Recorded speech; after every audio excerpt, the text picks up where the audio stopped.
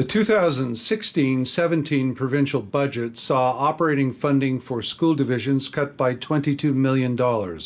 What is your plan for restoring education funding to previous levels? In the last provincial budget, we saw a major cut to education funding. And that's not a sensible choice because education is an investment.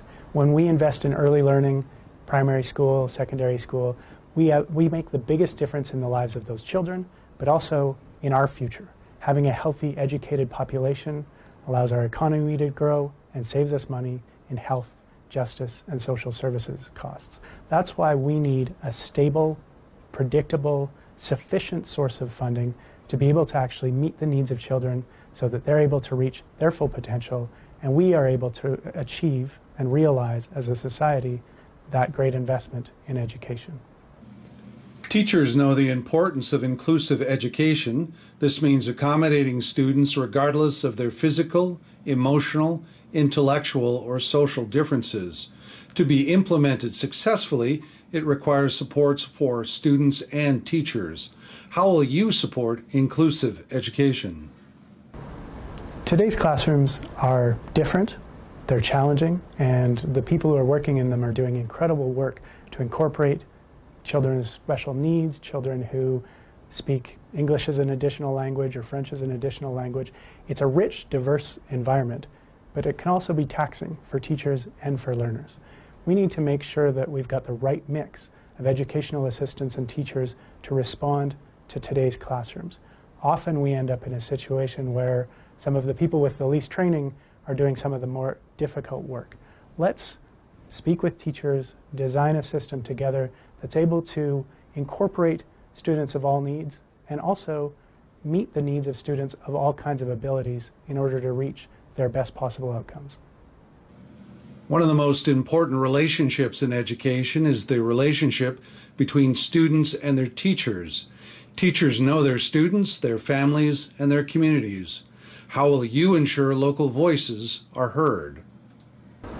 No one understands the needs of students more than the teachers who are spending every day with them in the classroom. That's why what we need is a process of authentic engagement that brings teachers, students, together with communities, including First Nations and Métis communities, and school boards, to design a research-informed but locally designed education system that's really going to be able to identify and meet the needs that are realized in the local reality. And that involves also some influence over the funding, which means returning to having local communities be able to set their mill rates. This last direction of Bill 63 was exactly the wrong thing to do, where we've taken away that autonomy and local control. Instead, we need a more democratic education system, one that is designed by those who are most affected by and aware of the needs of children. The United Nations Convention on the Rights of the Child guarantees access to high-quality public education. What steps will you take to ensure students across our province receive a high-quality education within Saskatchewan's publicly funded public education system? To provide a high-quality education for children, we need to be meeting various needs, responding to multiple ways that they need to grow, whether that's science and technology, arts and humanities, physical education. We need to respond to the whole child. We also need to make sure that teachers have the supports that they're able to actually do so. Professional development, support in evaluation and assessment. We also need to recognize that the most successful education systems are the most equitable education systems, the ones that are meeting the needs of rural students, students who grew up in poverty, First Nations and Métis students, new parents, new Canadians. When we provide a system that identifies and addresses the needs of those who are facing the biggest challenges, we actually improve the quality of education for all students, and that's got to be our goal. The Canadian Teachers Federation says safe and caring schools are a major priority for the profession at the national level, yet teachers are expressing growing concern about violence in schools. What is your plan for promoting safe and caring schools in our province? As a family doctor, one of the things that I recognize is that my patients who struggle the most, who are most at risk, well, they struggle because they tend not to have enough money, enough good food to eat, a safe place to stay. These things that are outside the clinic, outside the classroom, have the biggest impact on who's going to be struggling.